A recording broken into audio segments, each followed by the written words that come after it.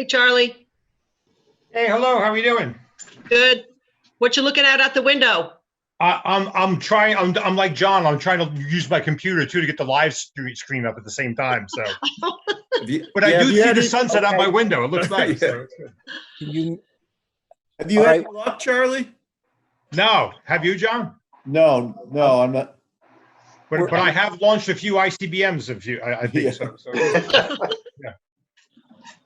Could everybody, I'm going to start the meeting now. Okay. Thank you. All right. Good evening, everyone. I'd like to welcome all to our our special meeting of the Town of Montgomery Planning Board for April 15th of 2020. I'll start, we've opened the meeting. I'd like to take a roll of the planning board members first. John Brown, you here? Yes, sir. Ryan McGuire, you here? I'm here. Rose Pennings, you here? Here. And Jay Beaumont, you here? Yes. Okay. We have 5 members in attendance in the meeting tonight with 1 excused absence and 1 vacancy. So we have a quorum. All right. I'm going to read the special meeting notice for this evening. Town of Montgomery Planning Board notice of special meeting. Please take notice that the Planning Board of the Town of Montgomery will convene a special meeting remotely on Wednesday, April 15th, 2020 at 7:30 p.m. This special meeting is required due to the postponement of the regularly scheduled Planning Board meeting of April 13th, 2020 due to inclement weather. Pursuant to the executive order of the governor, the public may only attend this meeting remotely. Members of the public may access the live stream of this special meeting by going to the following web link: acquisitionsmarketing.com and facebook.com Town of Montgomery official. The 2 public hearings, Medline and 134 Neelytown Road, have been noticed separately. For information regarding public participation in those hearings, please visit www.townofmontgomery.com on a planning board page for the agenda and hearing notices. Date April 14th, 2020. Okay, thank you. Now, our first hearing this evening is for 134 Neelytown Road project. I'm going to read that hearing notice first. Town of Montgomery Planning Board, notice of continuation of public hearing, 134 Neelytown Road project.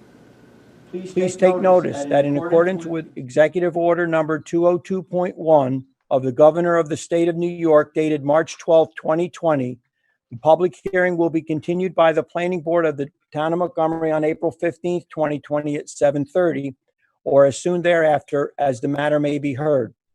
Regarding the 134 Neelytown Road Development Project, in the interest of public safety, the public hearing will be held remotely via video and audio conference. Members of the public may access the live stream of the planning board meeting by going to the following web link: acquisitionsmarketing.com or facebook.com Town of Montgomery official. For those members of the public who wish to make a comment at the public hearing with respect to the proposed project, they may choose from the following 3 alternatives. There's join a Zoom meeting that was posted on a hearing notice. The meeting ID number will be there and the password. You can also, I believe that you were going to be able to text message, correct? And also text message or call in on the there's a conference call line available, and there's also a text line available, and they're not on this notice.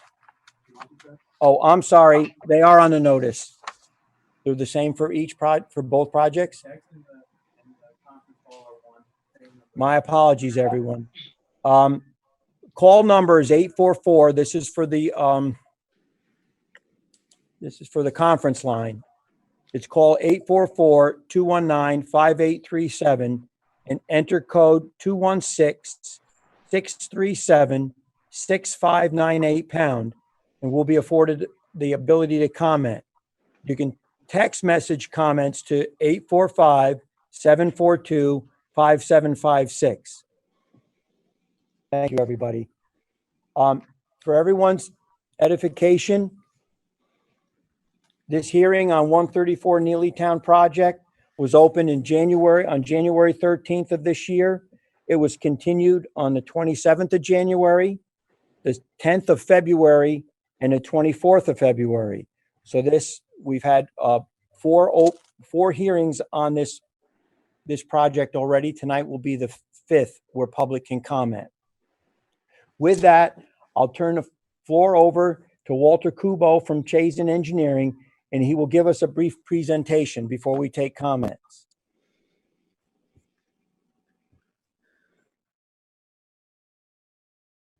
Welcome, Walter. National Builders is seeking site plan approval and special exception use permit for a 312,500 square foot warehouse at 134 Neelytown Road on a parcel of land 42.29 acres in size in zoning district interchange, commercial and industrial. We have received and addressed all of Mazer Consulting's comments with the exception of one outstanding comment, which is to provide confirmation from the U.S. Army Corps of Engineers that the on-site wetlands that are being impacted are non-jurisdictional or isolated. We have sent correspondence to the Army Corps of Engineers last week asserting our position and are awaiting their response. We are also awaiting sign-off from Karen Arndt, landscape architect consultant, but we believe we have addressed all of her comments as well. We have had conversations with Mr. Bill Kelly, the lighting consultant to the planning board, and he has requested that we put together a lighting plan using a PC amber style lighting. We have a submission to the Orange County Health Department pending, and we will be coordinating with the Orange County Department of Public Works or Highway Department for an entrance permit. Thank you. Okay, with that brief presentation, thank you, Walter. We'll open the floor to comments from the public. Is there any? We couldn't hear Walter at all on our end remotely. Yeah. The last thing I got was Orange County Department of Health pending. Okay, Is there a microphone I can? I think if I had Where are they mine, watching it? On the Zoom or were they watching it on the Facebook? they're on Zoom. Okay, did you mute that? I did. Okay, yeah. If they're not watching it through the Facebook, then he's gonna have to re-say it to the Zoom. They Okay. have their Zoom off. That's no problem. No problem. I'll just, if you step closer. Sure. Can you all hear me? Can everybody hear them? Hello? Barely. A little better. Better? Yes, good. Okay. Thank you, everyone. And thanks for your patience. National Builders is seeking site plan approval and special exception use permit for a 312,500 square foot warehouse on a 42.29 acre parcel of land at 134 Neelytown Road. We have addressed all of Mazer Consulting's comments, with the exception of one. They're looking for confirmation from the U.S. Army Corps of Engineers that the on-site wetlands that are being impacted are non-jurisdictional or isolated. We submitted correspondence to them last week with our position and our justification and await their response. We have not received comments back from the landscape architect consultant, but we have addressed all the prior comments and expect no further comments. We have been in conversations with Mr. Bill Kelly, lighting consultant, and he will be requesting PC amber lighting to be used on this project. Orange County Department of Health submission is pending. They will review the water system for the project, and we'll also be coordinating with Orange County DPW for the highway entrance permit. That is all. Thank you. Thanks. Everybody get that okay? Yes. Okay, great. All right, I'll open the the meeting up to anyone in the public domain that would like to make a comment, or text, or join a conference call in, ask us a question, or ask the applicant a question. Any questions?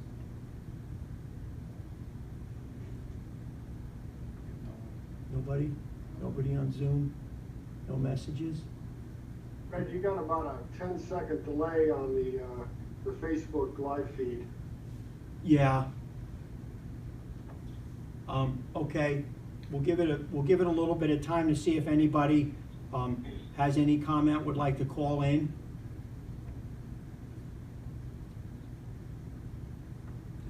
Just text Don back and ask him, what, do you have any questions?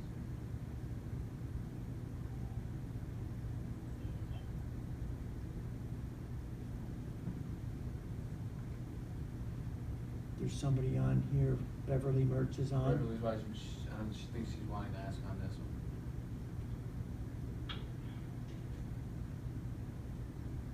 Here's Bonnie. Yes. Can you hear me? Loud and clear. Okay.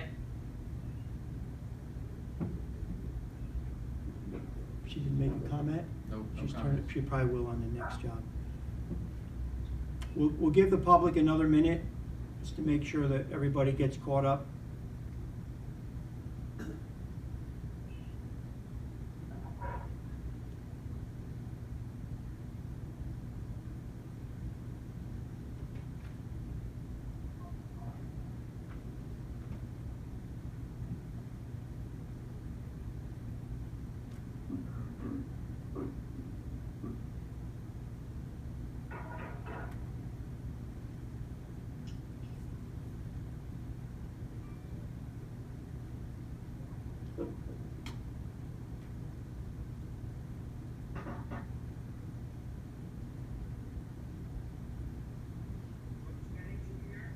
I'm here. There's Andrew. Still no one? No questions, no. Okay, we didn't get any questions or comments from the public.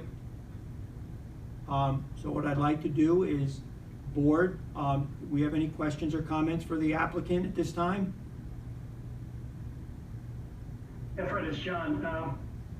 Was Bill Kelly looking at the lighting, or I don't think I heard him? Yeah, Bill's looking at the lighting, and he wants them to go with that amber PC. So Okay. they're working through that right now. Okay. Okay, and- Is there a temperature rating yet, or anything, do we have anything design-wise yet? No, we just, I just got confirmation from Bill on Thursday last week, and so we haven't been able to submit the plan yet. Yeah, they're putting the plan together. Bill and I spoke, I believe even after he talked with you, Walter, about it, and they were putting something together to get to Bill. So looks like they're gonna go with the amber, Okay, okay? And we don't have any specifics yet though, John, thank you very much. okay? Anyone else? Fred, Yes, Fred, you're still looking for landscaping comments from the applicant? from Karen. Oh, from Karen, Yeah. okay, from Karen. Okay, and still looking from, the fire department also, correct?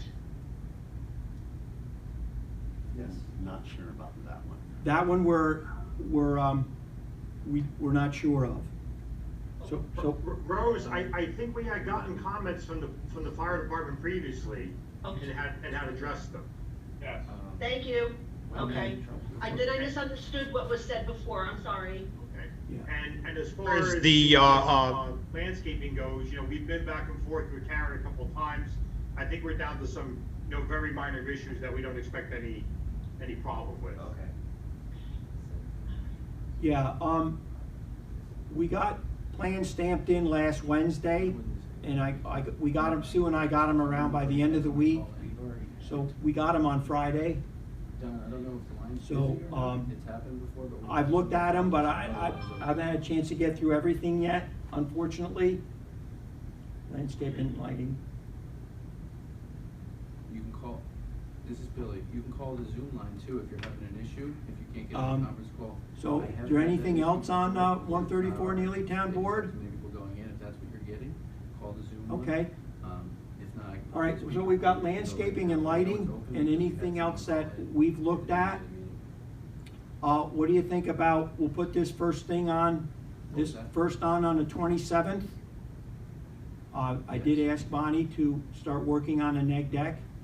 134. Does that make sense to everyone board? Yes. Yes. Okay. Yes, Fred, do you think we'll have some of those things covered by then? I think Bill will have done this week. Karen, I'll touch base with her to see where she is, probably tomorrow. And, we'll get an answer on that. I know they resubmitted a plan to her. In the meantime, if anybody else has any comments on it, we can look at it and hopefully we can wrap this up soon, okay? Great, thank you. Sounds good. Okay, so, we'll need to take a motion. Mr. Chairman, just 1 second. You got somebody for this one? Yeah, Don wants to make a statement. Don wants to make a statement. Don Berger, okay. The hearing's still open? Hello, Don.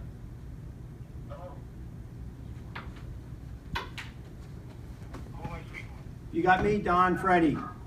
I got it by, okay. I just want to make a statement for this public hearing, and as well as, since I'm having problems connecting with you guys, this, what I'm about to say will carry over into the deadline. Okay. All right, I wanted to be part of the record for both public hearings. Okay, All right, so, you ready? yep, Okay, so, Don Berger and I have been, following these meetings, and I've been to the past 3, meetings that we've had. My problem is that, as you see right now, I'm not able to connect to the meeting, and you had to make special arrangements just for me to talk. I don't know how many other residents are having the same problem I'm having. My point is that, the due diligence at the time in which we're on, with this pandemic in which we're going through right now, this is the most improper time to have a public hearing on such critical matters before the boards. It's unconscionable that the planning board, chaired by Freddie Reichel, would even consider having a public hearing at this time. I cannot get in, the webcam will not open for me. Furthermore, we've had 3 other meetings. I was at the IDA meeting last night. As you know, I'm a member of the IDA board. And the meeting went miserably. We couldn't hear people. It was all diluted. The video was horrible. And I'm sure you're experiencing the same thing at this public hearing. This is not right.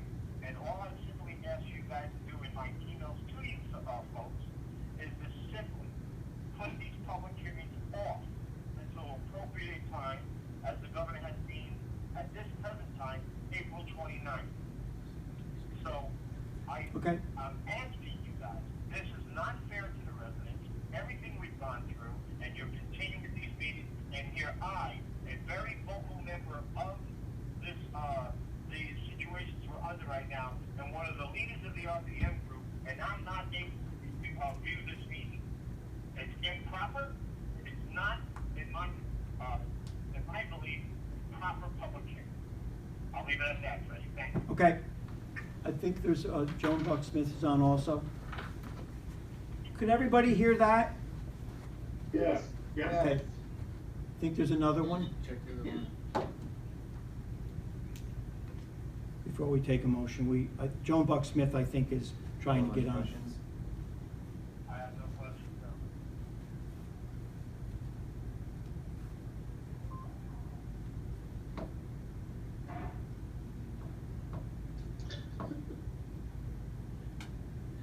You don't have anybody on that line? Hi, is there anyone on this line? You called that line, right? To get in, I'd like Yes, so that 30 line's minutes open. ago. We know that line's open. Okay. Hello? Hello. Emily Mertz here. Hi, Beverly. I do have a comment, and I must agree with Mr. Berger. Okay. This is not the time to be holding these public hearings. Put them off until, as the governor said, April 28th. And then, once we can figure out a way to make it more feasible to the rest of the residents, then we can hold these public meetings again. This is just ridiculous. I mean, I'm lucky I got on. I don't know how many residents were able to. My husband can't get on. He's in. So this is just crazy. Oh, there's Fred. Yeah, he just, obviously he just connected. But He it's hasn't. ridiculous. So it should not be, it should not happen. It should totally be stopped. Does Fred want to make a statement, Beverly? He's online now. I don't know. Yes, I do. Hi, Fred. And, hi, Fred, and everybody else. The question I have is, why are we holding this now when construction cannot occur until a later date? So why not do it all at one time instead of piecemealing it together and irritating people beyond recognition?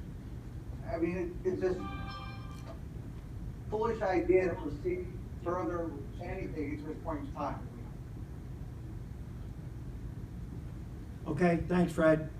We have one more comment. Somebody came to the line now. Okay. Is it- Okay, hang on, one moment. Okay, thanks, TJ.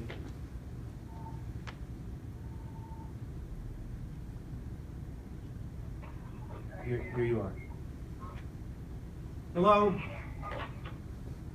Hello? Hello, is this Joan?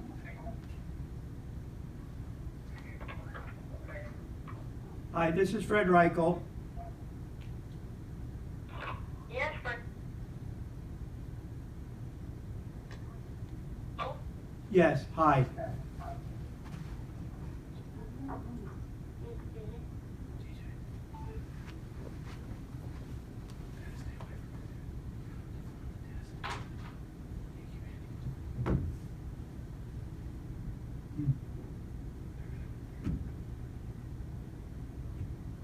Anyone else from the public before we take a motion?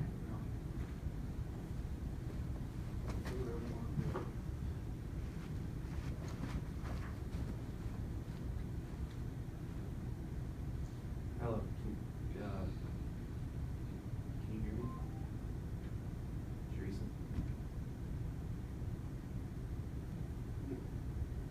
Okay. All right, well, we're gonna continue this hearing, we're gonna take a motion to continue this hearing on April 27th at 7:30.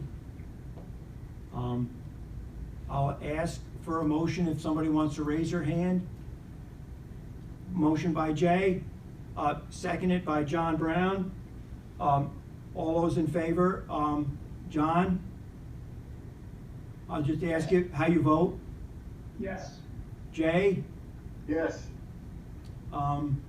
Rose Yes. and Ryan. Yes.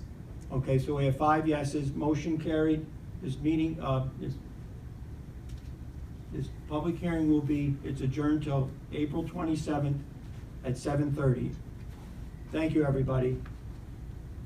Thank you, Walter. Thank you. Hello. Okay, Hi, we're having trouble. next on our agenda is Yes, may I take your question? is Medline project on Route 416 and Route 84. I will read the hearing notice. Town of Montgomery Planning Board, notice of continuation of public hearing, Medline project. Please take notice that in accordance with Executive Order Number 202.1 of the Governor of the State of New York dated March 12, 2020, the public hearing with respect to the special use permit and site plan application will be continued by the Planning Board of the Town of Montgomery on April 15, 2020 at 7:40 p.m. or as soon thereafter as the matter may be heard regarding the Medline Warehouse and Distribution Development Project. In the interest of public safety, the public hearing will be held remotely via video and audio conference. Members of the public may access the live stream of the Planning Board meeting by going to the following web links: acquisitionsmarketing.com or facebook.com Town of Montgomery Official. For those members of the project who wish to make a comment at the public hearing with respect to the proposed project, they may choose from the following 3 alternatives. Click the link below to join the hearing via video conference. Join the Zoom meeting. There's a meeting ID and a password. The meeting ID is 879-9345-5664. The password is 085765. You can call 844-219-5837 and enter code 216-637-6598 # and will be afforded the opportunity to comment. Or you can text message to 845-742-5756. Now, all of this information is on the public notice online. Now, before we have a brief introduction, I wanted to let everyone know that this hearing for Medline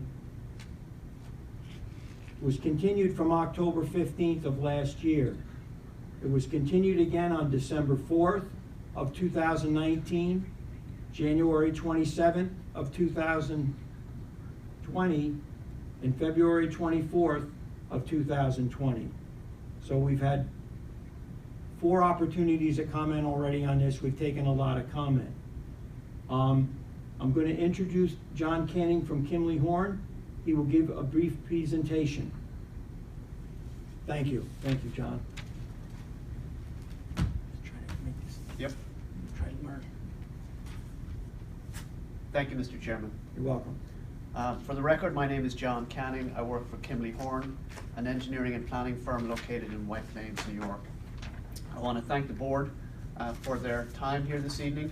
I understand that it's less than ideal. This is my 2nd meeting this week in such a format. Yesterday I attended virtually, and as I said, I know it's not ideal, but I do appreciate that it's important that the process move forward and that projects can continue so that we can continue to serve the public.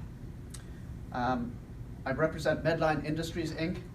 on their application to develop a 1.3 million square foot distribution center on its property at 494 New York State Route 416, opposite Canning Road. The property is designated on the Town of Montgomery tax maps as Section 36, Lot 1, Lot 35. Medline is in the medical equipment distribution and supply business, and as you may know, in the current emergency, it has donated medical supplies and equipment to various town, village, and county services and emergency responders. It has also made substantial cash donations to local charitable agencies to help the community get through this current crisis, and is working with the federal government in anticipation of a possible 2nd wave of the virus. I'm joined tonight on Zoom by our team, including the project attorney, planner, engineer, and lighting consultant, should they need to answer questions. As you have stated, the purpose of this meeting is the continuation of the public hearing on the site plan and the special exception use permit. The site plan was initially submitted at this meeting last year, 12 months ago, and as you noted, the public hearing was opened in October.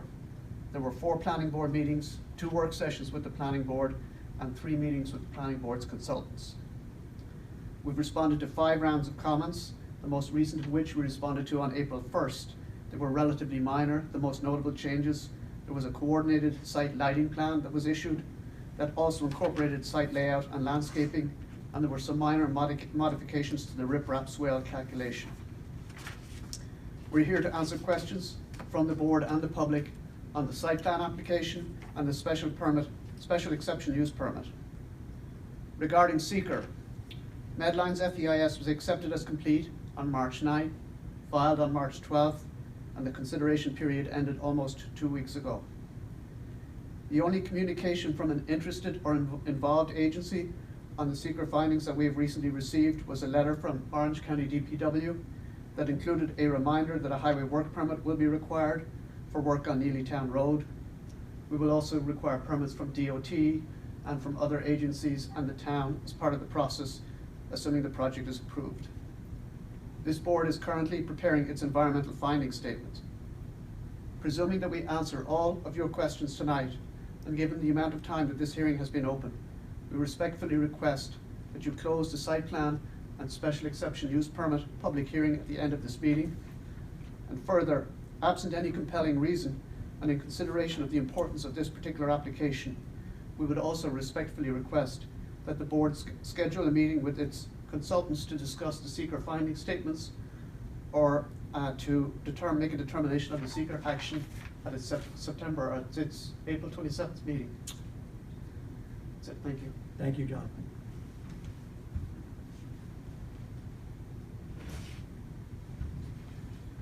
Everybody hear that okay? Yes. Okay. All right, before we take any public comment, we have quite a list of letters that we've received, starting earlier this month. Karina Tipton wrote in a lengthy comment letter on April 2nd. We got a comment letter from Susan Cockburn on April 2nd. The idea is to list these letters so they're all in the record. The board has them, and the consultant and the applicant has gotten a copy of all of these. Yes. We have a letter from Beverly Mertz on April 2nd. We have one from Beth Hefner on April 2nd. A second one from Beth Hefner on April 2nd. And a third one from Beth Hefner on April 2nd. We have one from Wendy Curtis dated April 3rd. We have a letter from Jacobowitz and Gubitz, attorneys for the applicant, dated April 6th. We have a letter from Chris McCracken on April 13th. Sam Gerlich on April 13th. Nikki is just an email address. I don't have a last name. That was on April 13th. These are all part of the record now.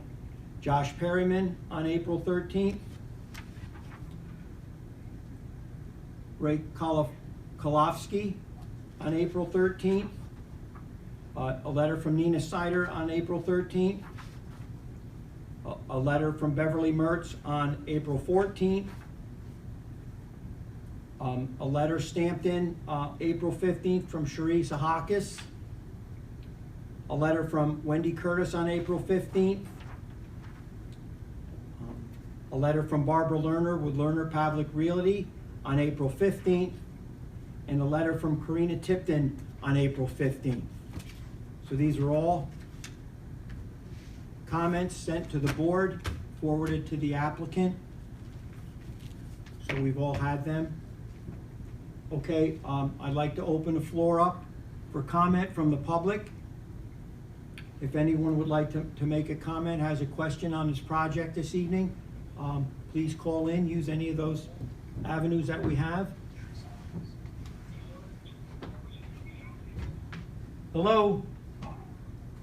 Oh, I'm here. Hello. This is Don Berger. Hi, Don. Thank you. I got a bunch of people talking, so I'm not sure what's going on. You can talk, Don. They're probably all called in. Okay. Ready? Yep. Okay, Frank, I have one question. I know that the public is not allowed to be there, but again, I was at previous meetings. Why is the applicant there? Why is the applicant's attorney in your presence right now, and no one from the public allowed to be there? It's Why is that? the applicant's engineer in both cases. And that's so they can answer any questions that you may have pertaining to what this hearing is about. Why aren't they afforded to do it the same way the residents are supposed to do it, over the phone? So that you can see what the picture, you can see the site plan, or you can ask a question on the site plan, that's why. This whole thing is supposed to be about social distancing and all this thing, the mandate that the governor put down, and you have a man from Medline in there. I don't get it, Freddie. Well, we're Why practicing. didn't you have a representative from RPM in there? I don't care what I can see. My question is, why are they there? To answer questions you may have on the site plan. Well, listen, yesterday at the IDA meeting, the applicant did the same thing that we did. They had to call in. Why is there no consistency with this town? Okay. Point taken. I don't get it, Fred. Why are you pushing Medline? Why are you not listening to the residents? Thanks, Don. Sharice is on the line. Sharice too. is on the line. Yeah, thanks. Okay. Hello. Yes, Teresa Hawkins. Hi, Cherie.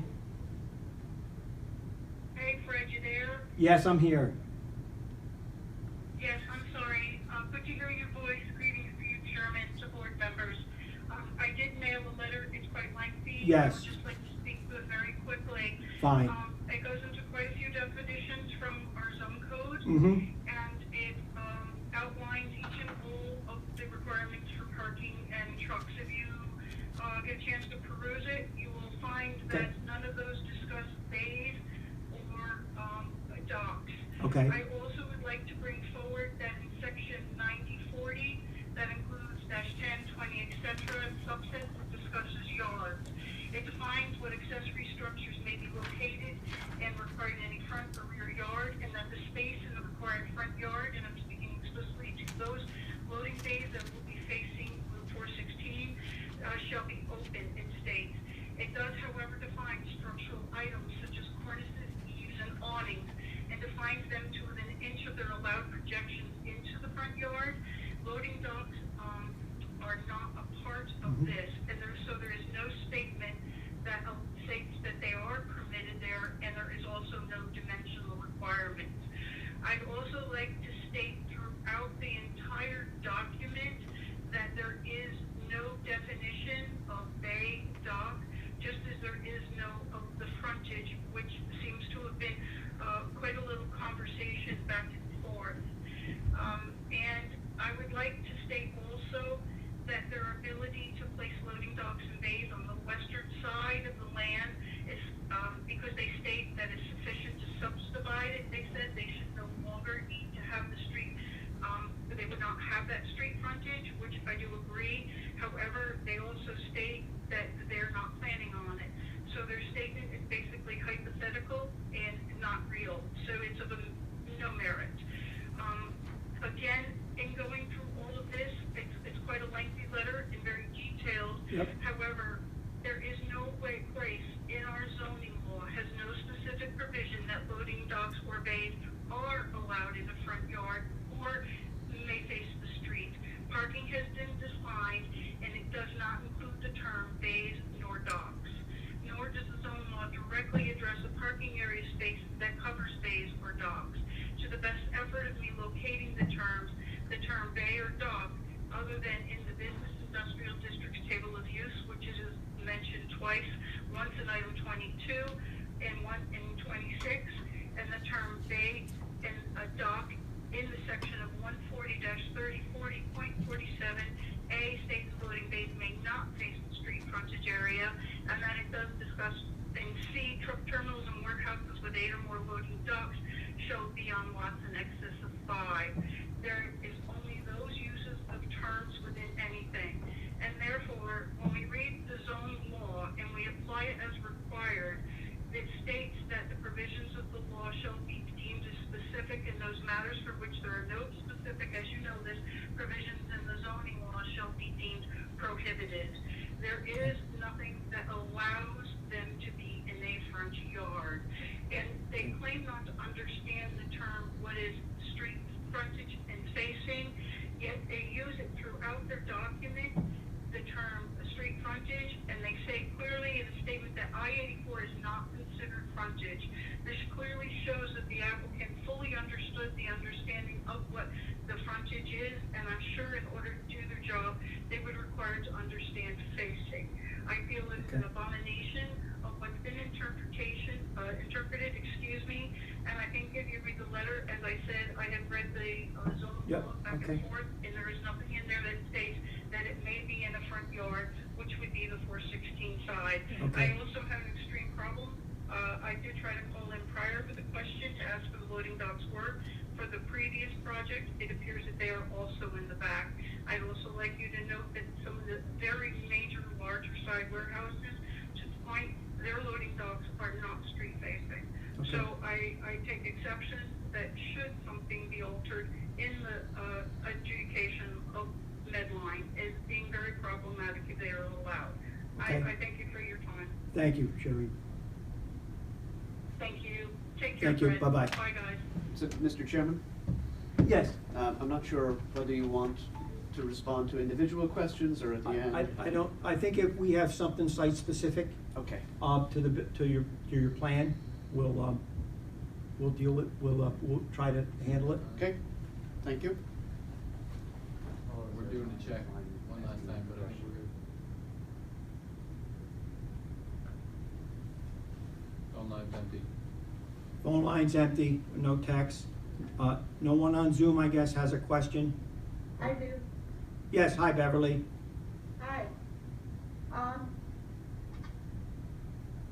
Medline stated that they will not be able to be in compliance with our zoning code number 140-50-33, which is that landscaping shall be provided adjacent to a structure.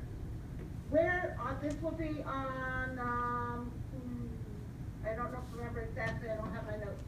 But they said in their FEIS on page 2-67 that they cannot be in compliance with this law. Okay. Okay. That's our law. They need to be in compliance with our zoning law. Okay. Thank you. Yeah, we have your letter. I think it said so, your letter was quite clear, right? Correct. I Okay. give you Yep. the zoning code and how they were Yep. intended for me and how it's not allowed by our laws. Thank you, Beverly. Anyone else on Zoom?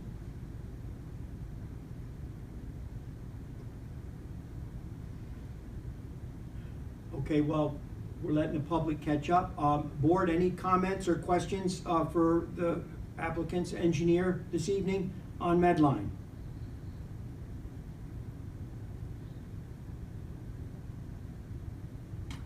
Okay. Right, it's Ryan. I got a couple of things I wanted to go over tonight, if Sure. public comment. So I mean, this is a lot of stuff that I wanted to discuss at the workshop meeting, but we didn't have that this month. But I did want to talk to it and just kind of discuss this stuff with the board, because we're trying to wrap up the site plan review and stuff like that now. Yep. So the first one is the site lighting. And I know Matt and I worked together quite a bit on this back in February, I believe it was. And since that time, I've met with a couple of the members individually, and we've looked at the lighting levels and things like that. And I think, you know, we reviewed some different stuff and we looked at some different lighting levels. And when we refer back to our consultant's recommendations, I think that we'd all like to have the lighting levels brought down a little bit in those main parking areas. And if possible, I'd like to get it down towards the 0.2 foot candles that Justin at Mazer's recommended. Bill Kelly had also recommended something along those lines. I don't know if any of the other members had any input they wanted to weigh on this, but that's my perspective. Okay, a couple members had actually seen the demonstration that Ryan had. Do you want to weigh in? Yeah, Fred, this is Jay. No, go ahead, Jay. Okay, I was really impressed with the demonstration. Ryan's, he lives in the village of Montgomery, and the street light right outside of his house is actually right at the level that we've been talking about, which is 2,700 K. He also installed some, for lack of a better term, Ryan, amber lights, which are 2,200 K in fixtures at his house, to give an idea of what the lighting levels would be like on the driveway going in and at various places along the road or along the truck loading area, which would be at 2,700 K. Both seem to be more than adequate lighting. Top that all off with, of course, the fact that trucks have headlights, so there's plenty of lighting to be had. And the recommendation from the Mazer lighting consultant was 0.2 foot candles in. Ryan, as I recall, you said the parking areas? Well, the truck loading areas, I guess they are, like the employee parking areas are a little bit different. Okay. The truck loading areas and circulation areas, it was 0.2 foot candles minimum at the center of the drive aisles. Okay, so Right they now, would we're be, at about 0.6, 0.7, maybe a 0.8 here and there at the center. I see, okay. So I think that what I saw at Ryan's home was convinced me that the lighting levels were very adequate. John, you want to pipe in? Yeah, absolutely. Thank you, Jay. Yeah, and Ryan's demonstration was, in my opinion, very thorough. I agree with Jay. You know, those lighting levels of the 2200K I think, are sufficient and safe enough, given given Ryan's demonstration and other sites we've seen along not only Neelytown but other areas. I think Mazer also concurred. Ryan, if you can correct me. Yeah, Mazer concurred that the 0.2, minimum was a recommendation for the center of the aisle. Seen along not only as well as Mr. Kelly. So I would like to see us get it down to that level as close as possible, because in my opinion, it was not a hazard to be on the street or near Ryan's demonstration. So plenty of light there. Okay. Fred, I'd also talked to Rich a little bit on this, and he was in concurrence with Jay and John as well. Okay. Mr. Chairman? Yes, John. I guess if that is all of the comments on the lighting, we could respond to that and hopefully work with you. Yes. So one of the things that we would, well, obviously we have, you have pushed as hard as you can, and we have yielded as much as we can. The level of lighting at this facility will be well below what it is at other facilities in town. There may be some comparable. It'll be well lower than Medline usually has. We want to work with you on this, and we have asked if we can schedule a consultants meeting, but I think we've been around on this quite a bit. At this point, we've met with Mr. Kelly a number of times.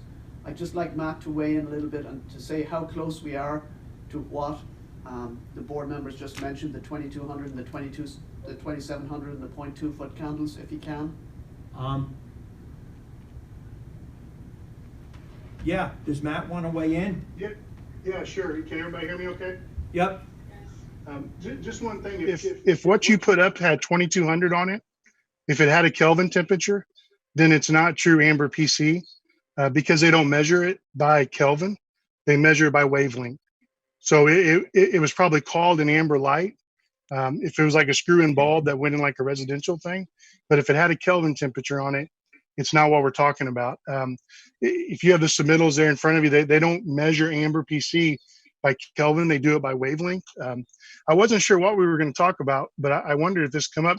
Hey, Fred, would it be possible for me to share my screen just to show what I'm talking about? It'd be real brief, but it would show, because actually some of the foot candle measurements that you're mentioning, I don't think Medline necessarily disagrees with, as long as we're talking about that they're what the eye sees, not what the sheet shows. And this, what I could pull up on my screen would show that, if that would be possible, Fred.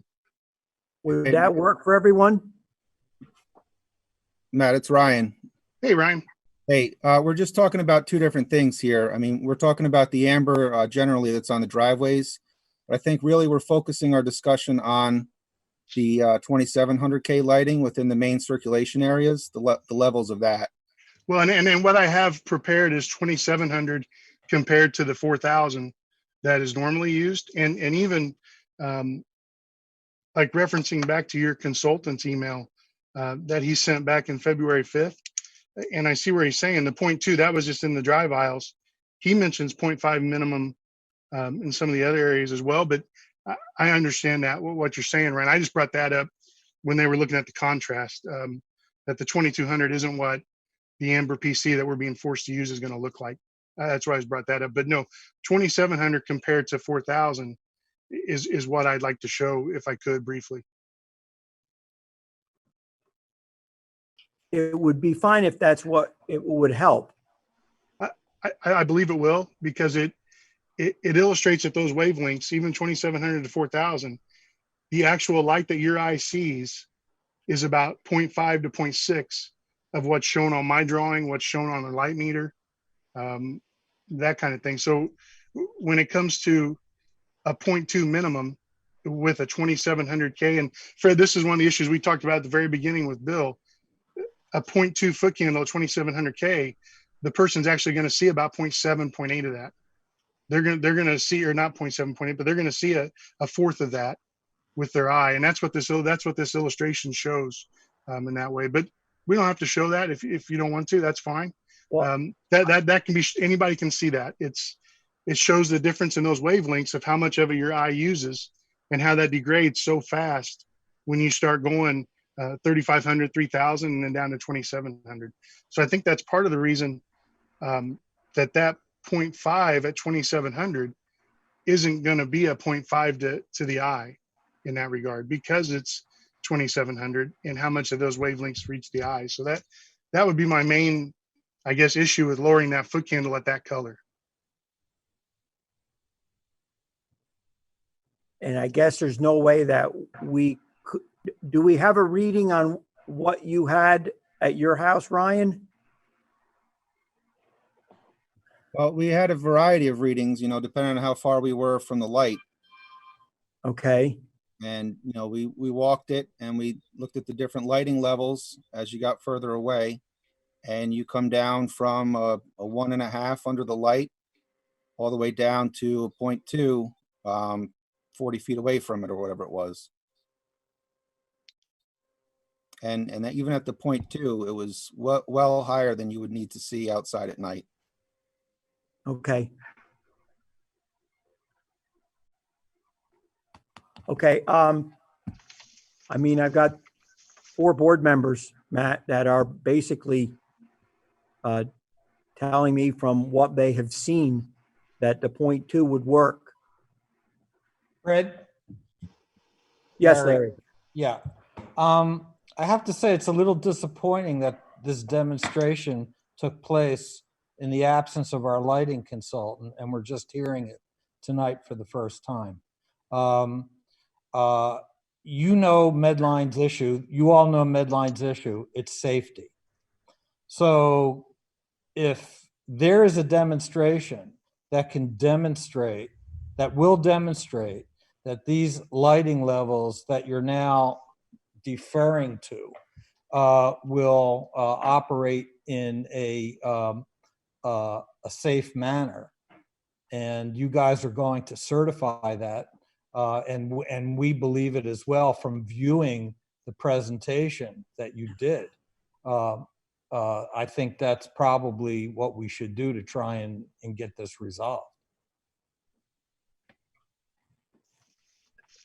Does that make sense, Ryan? What do you think?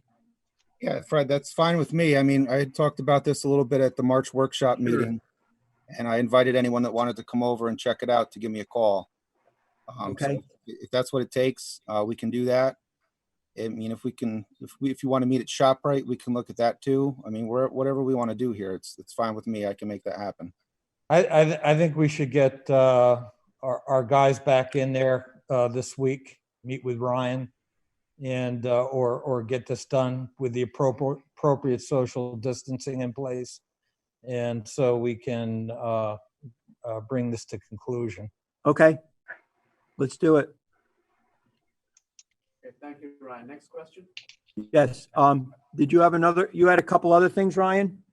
Yeah, if I don't want to dominate the floor here, but the next item was the building colors. I know that was one of the outstanding issues that we've been presented with some color. And I'm not the best person to pick colors on a building. I know Rose does weigh in this quite a bit, but we've been presented with a couple whites and blues, I think some grays. And, I've been thinking about this both different directions here. I mean, typically we would look for earth tones, but this site's a little bit different. The fact that it's up on a hill and you're going to have the sky almost as the backdrop. So I can see where the whites and grays and blues may be more beneficial than earth tones. Yeah. but we do have the walls and things like that to balance that. So I just really wanted to see, what the board's feelings were on the colors and if we could kind of narrow this down and, get some final direction on this. Okay, the white and the blue, does everybody like that? This is Jay. I like the idea that there's a matte finish. To cut the reflectivity of the building down, especially sunrise, not so much because there's not a lot of stuff going on over on the east side, but sunset will really light up that building parts of the year. So a matte finish. What are we thinking for colors? Do we like that kind of darker blue, like a navy blue with the white matte walls? It's a blue stripe. Rose, you have any input? I agree with the matte finish because I know when the sun hits it, especially when you wear glasses, it hurts your eyes. I mean, I did prefer the earth tones, but if everybody wants the white, the grays, and the blues, that's fine. Okay. I mean, I don't think we have to pin down. I think if we're going to go with the grays and the blues and the whites instead of the earth tone, would that be good enough for this evening? Yeah, Fred, I'd be okay with that for tonight. Okay. The matte finish though is critical in my opinion. Yeah. Okay. They're committed to the matte finish. Okay. We'll pick out the swap from the swatches. We'll pick out the colors. Okay. Okay. The other thing on that was the glass. I think they gave us a sample of that. Just want to make sure it's a low reflectivity. And I think Bonnie had confirmed that, but I just want to make sure. Low. The next issue I had that we've kind of talked about a little bit, but haven't really gone into very far was the walls and the fence colors. I know we said we wanted an earth tone, I think, for the walls and more of a natural face than a architectural face. Okay. I just wanted to see what the board's feelings were about those colors. Natural face and earth tones. This is for the retaining walls? Yes. Yeah. Right? Yeah. So we have some samples. I thought we picked the gray, didn't we? I thought so too. Yeah. The gray fence. Just to refresh your recollections, it was Karen Arendt in her review letter that recommended the gray for the retaining wall. Right. Yeah. Okay.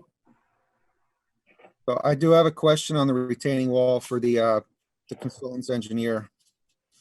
I just wanted to make sure once this wall's in and we're in operation and Medline is salting the parking lot and things like that, if we're going to have any efflorescence or staining on the wall, it's going to be bleeding through, or if that's going to be controlled.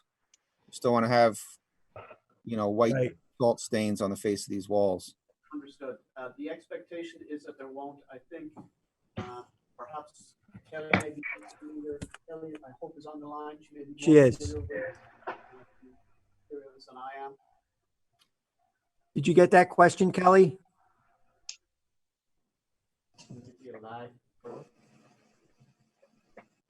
I don't know. Yes, this is Kelly. Hi, Kelly. Yeah. Hey. We're concerned with the composition of the wall. We don't want stuff bleeding through, like water. Right, and the staining. Yeah, and I think it was discussed that we would be, maintaining and keeping that clean. We won't be seeing any of that staining that Ryan was describing. Okay. If you need, Ryan, like a specific, maintenance spec or something like that, we can provide that. Certainly, Kelly. No, I just wanted to make sure that, we didn't think that this is going to be a recurring problem. That's all. I mean, if they're all, so to clean those things, you'd have to have like a lift salt behind it. Yeah, it'd be captured and treated. Yeah. Okay. Right. Was there anything else, Ryan? Yes, I had one more thing I wanted to talk about. Operation and a fence too, I think, in the front. Got a couple comments. Just wanted to see how the board felt about them as well. The employee parking lot on the north side of the building. There's going to be a bunch of cars coming in and out of there, and it's up. Yep. I don't know how high off of 416, but I think it's about the same elevation as the houses that are opposite on 416. Okay. And the parking is kind of directed in that direction. And there is some landscaping there. I thought maybe some fencing would help alleviate some of the lights that come from there, and also, you know, seeing numerous cars parked there. I don't know what everybody else felt about that. That would be some fencing and screening. Some screening in there for, as people exit the place, the site, they're gonna be shining, you know, as they drive around in the parking lot and they get configured, they're gonna. I don't think that'll be an issue. We'll take Okay. a look at it and we'll come back with a recommendation. Okay. We understand the issue. Yep. All right, they're gonna, So they will put fencing in, Fred? yeah, some fencing, more screening to protect the people across the 416 from the lights circulating around in the parking lot. Okay. Okay, same train of thought. That north corner of the building, the chamfer that's on there. Yeah. There's really nothing to break up that wall face. And I know it looks very difficult to put anything in there, but I was just curious if the applicant had any ideas on landscaping that could be put up there, or something to break up that massive wall face. You mean on the other side of the parking lot or along the building?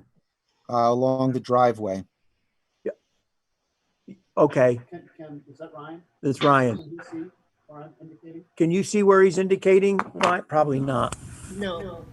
No. How about there? It's very zoomed out. Yeah. It's on the live. It, On the live stream. it's on the live, but we'll zoom in for you. So is this the area, Ryan? Yes. Okay. So some landscaping in there to break up the building. That may be tough. There's not a lot of room, is There's there? not a lot of room, and it's probably 100 feet long.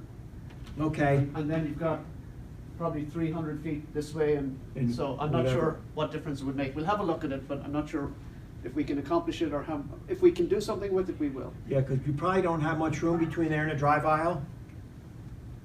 Hey, Fred, I could share a screen if you want. Okay. I got the landscape plan up anyway. Thanks, Thank you, Andrew. Andy. Yeah, it's pretty close from the curb or the edge of the drive to the building, isn't it? Maybe 15 feet? You have the driveway, you have maybe some landscape area, a couple of pads outside of where where some doors are. I could go to the screen that was the sheet that was before this. Okay. It's on two sheets, you know. It's right just about right on the break. Yeah, okay. Yeah. Yeah, I think it's the area along that chamfer, right, Ryan? Yes. Up in this area, yeah. Yeah. This is It's narrow. I mean, where are you trying to screen from in this situation? It's on the other sheet?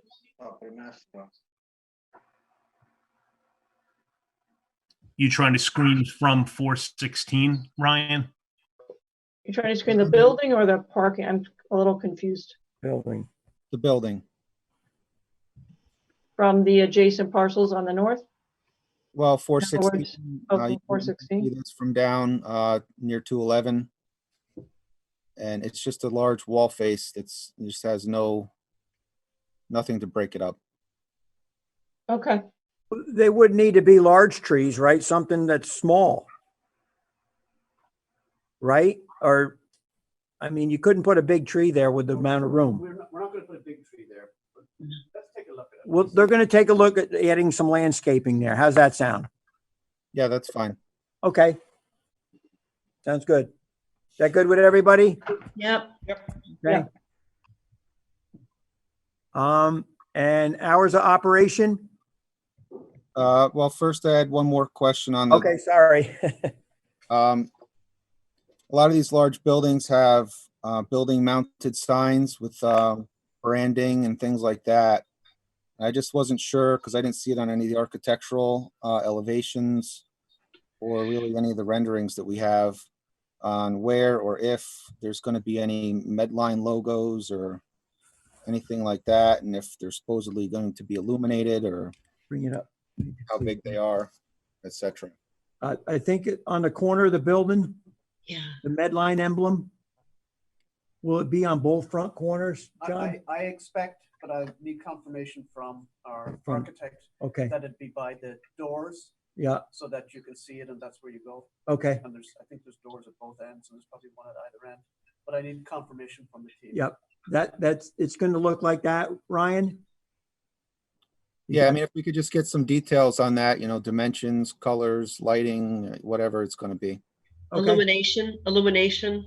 Right. Yes. Okay. Hopefully, Okay. hopefully it's not illuminated, but just Yeah, this is Bonnie again. There is those colors that are shown in that rendering. I mean, I know it's not exact because it's a reproduction, but those are basically the same colors that we brought before you. So I wanted to also point out that John has those boards with him, and he's going to leave them at the town hall with the retaining walls and the paint colors. So, and the glass sample. So if any of you need to go by and look at them again, they'll be available there. And the rendering or the elevations, I'm sorry, were in the DEIS. And of course, if there's any updates to that, those will be submitted as well. But I think, Kelly, that's correct. And they really haven't changed. I believe it's just the logo on the two ends. And We'll get back to you with the specifics. we'll get back to you, but With the dimensions Whether or how. or lit or backlit or whatever. Probably not. Okay. okay. Okay. So finally, last thing I had on my list here, and like I said, this is all stuff that typically we talk about at the workshop, but we didn't have one. So I was just looking for clarification on the hours of operation. The DEIS had some statements in it, and I think that was revised a little bit, the FEIS stage. But I'm just not sure how Medline's shifts work and the weekends. I know that they said there was an occasional weekend, but I was just hoping to get some clarification on that. If you could brief us here and then maybe just send something in writing. But to a great extent, it's a supply and demand business, and then. Yeah. So yeah, it would be. I was just a going to say, I can, the DEIS, the FEIS, the hours of the facility, we used specific hours. There's 3 shifts starting at 3 a.m., 2 p.m., 7 p.m. That's been the same assumption all along. And John could speak to that because he used it the most for doing the traffic analysis. Were you also interested in the construction hours? Because that's really the only hours that changed. That was pretty clear. Yeah, we reduced the construction hours plus then further reduced for blasting. Time, like most businesses, it's more efficient if you don't have to run an operation 24/7, so that you can have a business week, and then people can get the weekend off, whether it's a Saturday and a Sunday or a Sunday and a Monday. So my expectation, and Bonnie or Larry, correct me if I'm mistaken, is that they'll be closed Sundays, most Saturdays, and then depending on demand, and I know they're really busy right now, and they have been for the last couple of years. They have a smaller shift at night, but they still move a lot of stuff around at night so that they can deliver it early in the morning during the day. Okay.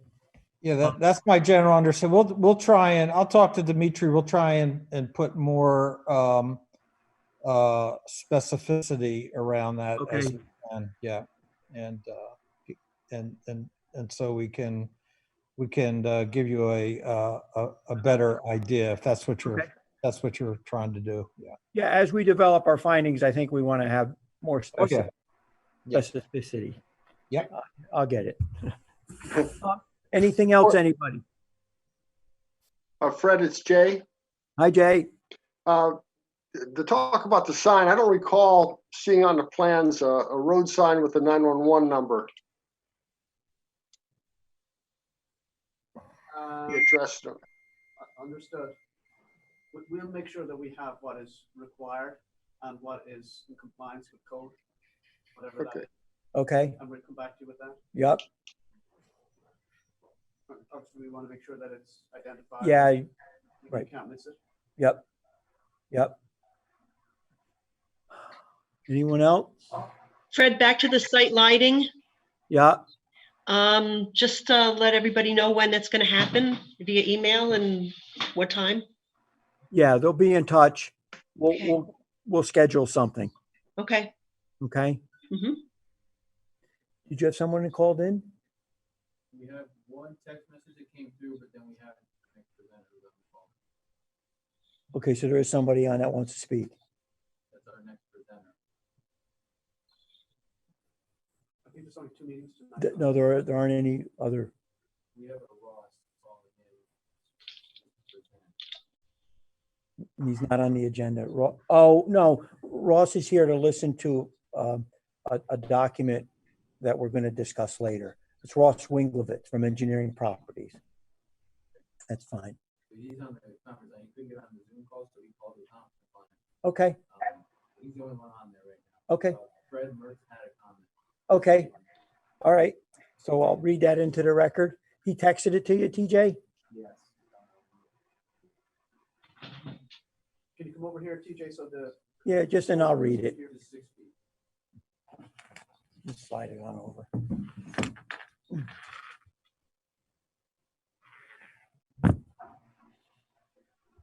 We have a message here from Fred Mertz. Why is this being held at this time, Fred? Why is town business going on when construction cannot begin? Again, I ask, why is this meeting being held when no construction can begin? Medline has waited this long. What is a couple more weeks? Given this meeting method, how true could Matt's illustration be? If Medline is concerned about safety, as they claim, this meeting could be held when the meeting could be held when the pandemic is lifted. Fred Mertz. Okay. Any other comment, board? Thank you, Fred. Hey, Fred, it's John. You're Yes, welcome. In the findings, snow and ice removal was listed. Some pretty strict rules and regulations when it comes to storage, wetting salt before it's put down, measurement techniques. Is that going to be Medline's responsibility to monitor that, police that? I believe it will be Medline. Yeah, as the owner, they'll have to monitor it. Yep. Okay. Yeah, thank you. I appreciate that. Okay. Anyone else?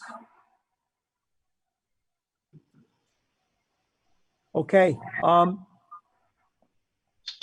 So as we work on the findings, I think there's a consultants meeting scheduled for Friday.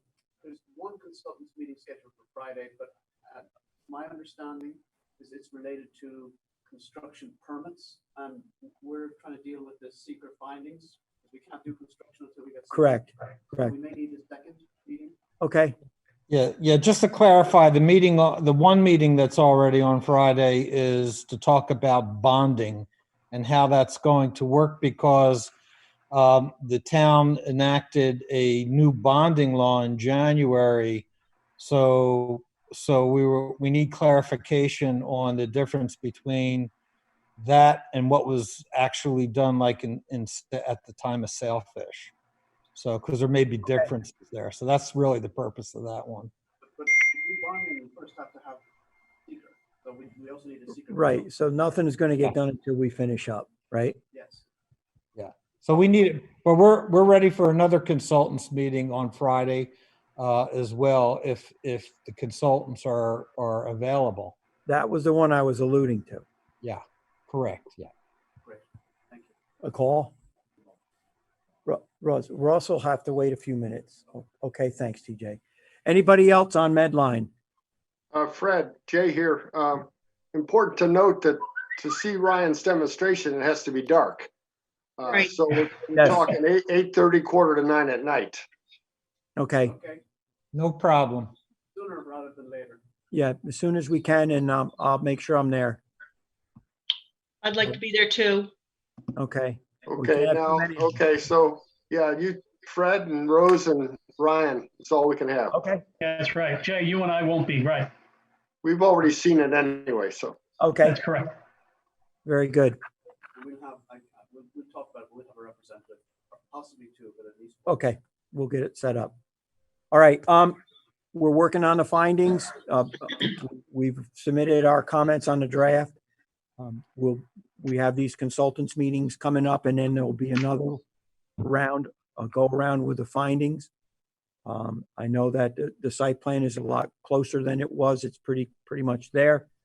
But as we work on the findings, I think we want to leave the hearing open until the 27th.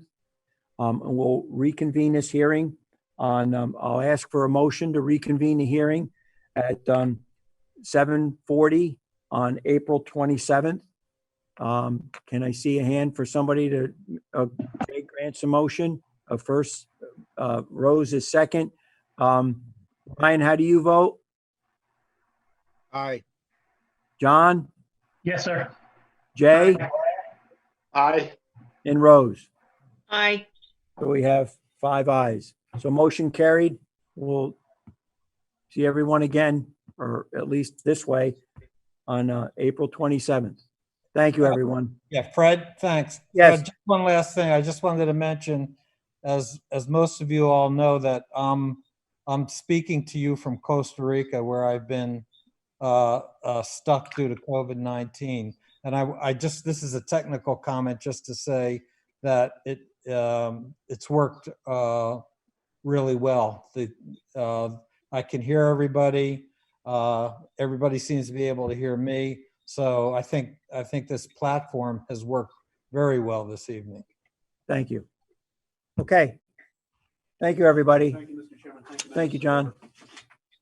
Okay, next this evening is Gizzarelli. That's with Ross. Daly Road, a 2-lot subdivision of Lansbury subdivision, Lot 10, seeker determination, conditional preliminary approval. Mr. Chairman? Yes. I'm just going to leave these samples Fine. here. Yep. Thank you.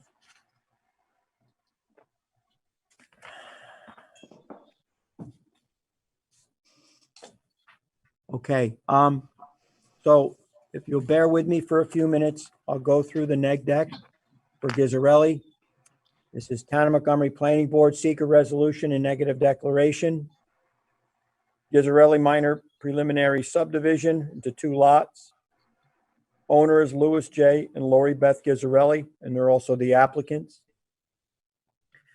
Determination, please take notice that according to the provisions of NYCRR Part 617.7 and specifically 617.7C in parentheses, the Town of Montgomery Planning Board as lead agency, having reviewed and considered a short environmental assessment form and other data submitted for the reference project, evaluated the proposed subdivision plan, and has determined that the action as cited and described below will not have an adverse impact on the environment, and the planning board has therefore adopted a negative declaration to this effect. Lead agencies at Town of Montgomery Planning Board. Its name of project is Gizzarelli 2-lot minor subdivision. It's an unlisted and uncoordinated review. The action is a preliminary approval of a 2-lot minor subdivision involving property in the I-1 and RA-3 zoning districts, involving Lot 10, which was the subject of seeker review in a 2017 final subdivision approval under the 11-lot major subdivision known as the Lansbury subdivision. Project description, background, and reasons supporting the amended neg deck. The applicant, Louis and Lori Beth Gizzarelli, submitted an application dated March 14, 2019 to the planning board to obtain minor subdivision plan approval for a 2-lot subdivision. The new dwellings would be served by a septic system and individual well. Lot 1 would comprise 1.24 gross acres, and Lot 2 would comprise 40.6 gross acres. A portion of the property is bisected by an existing railroad right-of-way. The rear of the property adjoins the Wallkill River, and on-site wetlands regulated by the U.S. Army Corps of Engineers are also present on the site, mostly on the northern side of the property adjoining the river. The rear portion of the property will continue to be the subject of a restrictive covenant, which requires that same is connected to Lot 2 that fronts to Bailey Road. The proposed parcel, which is the subject of this subdivision, was previously subdivided as part of the Lansbury 11-lot subdivision approved in 2017 and known as Lot 10. The 11-lot subdivision was reviewed in accordance with seeker, and a negative declaration was adopted dated June 13th of 2016. The proposed 2-lot subdivision would introduce one additional lot to the previously reviewed subdivision. This negative declaration considers the impacts associated with a 2-lot subdivision, which would introduce one additional dwelling not previously examined in the prior seeker evaluation for the Lansbury property. Okay. In accordance with the regulations implementing the New York State Environmental Quality Review Act, or SEQR, Part 1 of the short environmental assessment form was submitted and received by the town on March 14, 2019. The following shall serve as the board's responses to the short EAF Part 2 evaluating specific potential environmental concerns. Impacts on land. The total area of disturbance is limited to 1.39 acres of the 40.6 acre parcel. Prior to disturbance, silt fence will be installed in accordance with the approved plans in the area of proposed disturbance. Siltation barriers shall be maintained in good condition until final site stabilization is completed. Swales, ditches shall receive treatment with stone check dams so as to effectively trap sediment and minimize its release off-site. In no case shall erodible materials be stockpiled within 25 feet of any ditch, stream, or other surface water body. Immediately following the completion of construction activity in any portion of the site, permanent vegetation shall be established on all exposed soils by properly seeding at a coverage rate as noted on the approved plans and covered with straw. Water shall be applied to newly seeded areas as needed until grass cover is well established. Washouts shall be immediately repaired, reseeded, and protected from further erosion. All accumulated sediment shall be removed and contained in appropriate soil areas. To control wind erosion, water shall be applied to all exposed soils as necessary. Soil restoration shall be applied to all disturbed and heavily compacted areas that shall permanently remain as pervious surfaces. Rock pile until uplifted stone, rock pick until uplifted stone and or rock materials of 4 inches and larger are cleared off the site. Apply topsoil to a depth of 6 inches or more. Bedrock is not anticipated, so not proposing to blast. Based on the foregoing, significant adverse impacts are not anticipated. Impacts on water resources. The proposed project will not impact a 100-year floodplain or federal wetlands situated on the site, as the introduction of an additional lot to the area which was the subject of the Lansbury subdivision results in a total disturbance area of in excess of 5 acres. A full SWIP has been prepared. With the foregoing stormwater improvements shown on sheet C-101 of the subdivision plan, impacts to water resources are not anticipated. Impacts on utilities. The proposed subdivision will rely on individual septic systems and individual wells. The wells and septic systems meet the required separation distances as per New York State Department of Health regulations. The proposed septic systems must be reviewed and approved by the Orange County Department of Health. No impacts are anticipated. Impacts to transportation and traffic. The additional dwellings that will be introduced by this 2-lot subdivision will generate no more than 4 trips during the PM peak hour and will not have a significant impact on transportation facilities. No impacts are anticipated to transportation and traffic. Impacts on air quality and noise. The 2-lot subdivision will not generate any significant noise levels and will not emit significant air pollutants. No impacts are anticipated in this regard. Impacts on plants and animals. As per the New York State Department of Environmental Conservation, the site is located within or near a nest for bald eagles. As the project is located over a half a mile from the nearest documented bald eagle nest, the project is not likely to impact the species. As such, no further review is required by the DEC. Based on the foregoing, no significant impacts are anticipated. Impacts on agricultural resources. The project site is not within a state-designated agricultural district, nor does it adjoin active agricultural operations. Impacts on aesthetic, historic, and archaeological resources. The project site was a subject of a prior archaeological investigation conducted in 2014 for the Lansbury subdivision. In the later dated March 23rd, 2020, the New York State Office of Parks, Recreation, and Historic Preservation determined that based on the information provided, OPHRP has no concerns regarding the proposed project under seeker. Growth and character of community or neighborhood. The two-lot subdivision is proposed to be used for residential uses consistent with the town zoning law. To address adjoiners' concerns with the proposed proximity of the proposed residences to an existing dwelling, the lot and location of the proposed dwelling on Lot 2 was adjusted to address this concern. Critical environmental areas. The proposed project is not located within a critical environmental area, so no significant impact there. Energy. The proposed 2 single-family dwellings are not anticipated to create a significant adverse impact or demand on energy facilities. Community facility and services. The proposed project and the construction of 2 single-family detached dwellings will not place a significant adverse demand on community facilities and services. Environmental health. The proposed project will not result in any activities or processes that would impact environmental health. Open space and recreation. The proposed project will place demand on the town's recreational facilities. The applicant's payment of a fee in lieu of land mitigates the demand that would be placed by one additional new household on the town's existing recreational facilities that have been determined to be inadequate to handle said additional demand. Recreational fees will be paid in accordance with the Town of Montgomery fee schedule.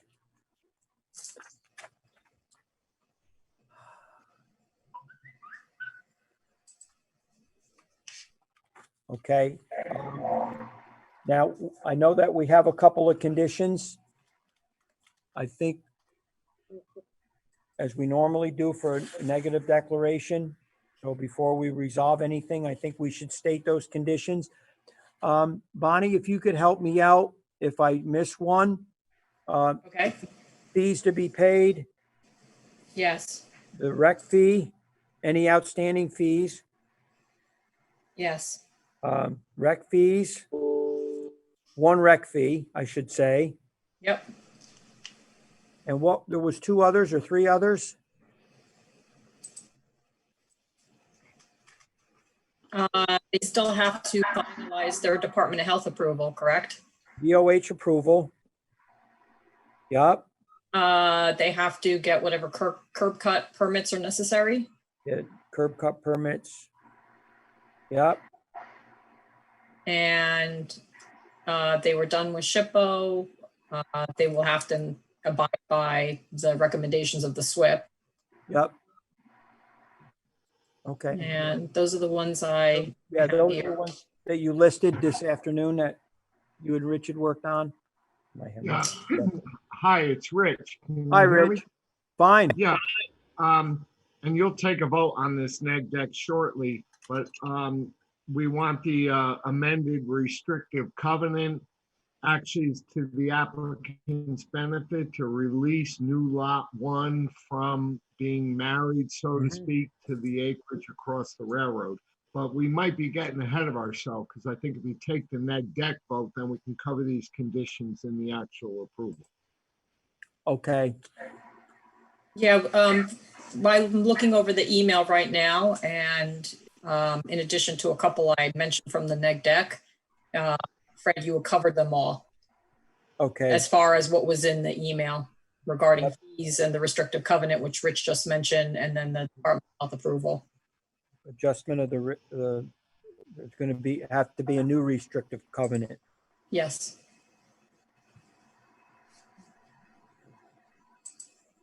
Okay. And that'll be for our conditional approval, correct, Rich? Correct. Okay.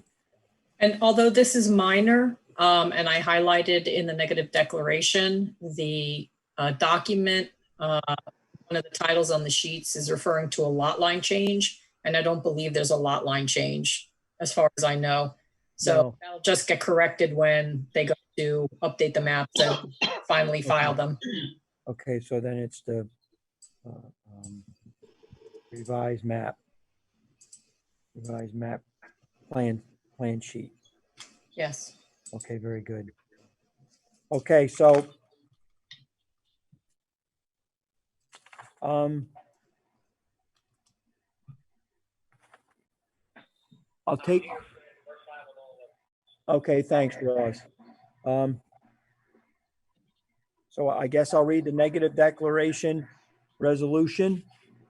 Whereas a subdivision which has been reviewed by the planning board and is the subject of the seeker resolution is entitled Ghizzarelli subdivision, prepared by Engineering and Surveying Properties PC and last revised February 5th of 2020.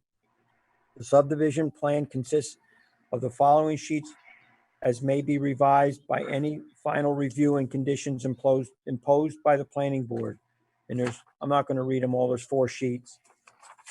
Now be it resolved that the planning board duly considered the record together with the action and having analyzed each of the potential areas of environmental concern associated with the subdivision in accordance with procedures set forth at 6 NYCRR Part 617 and the criteria set forth at 6 NYCRR Point 617.7 pursuant to the requirements of the State Environmental Quality Review Act, Article 8 of the Environmental Conservation Law of the United States. The planning board on would be April 15th, 2020, adopts a negative declaration finding that approval of the minor subdivision will not have a significant adverse impact on the environment for the reasons stated herein.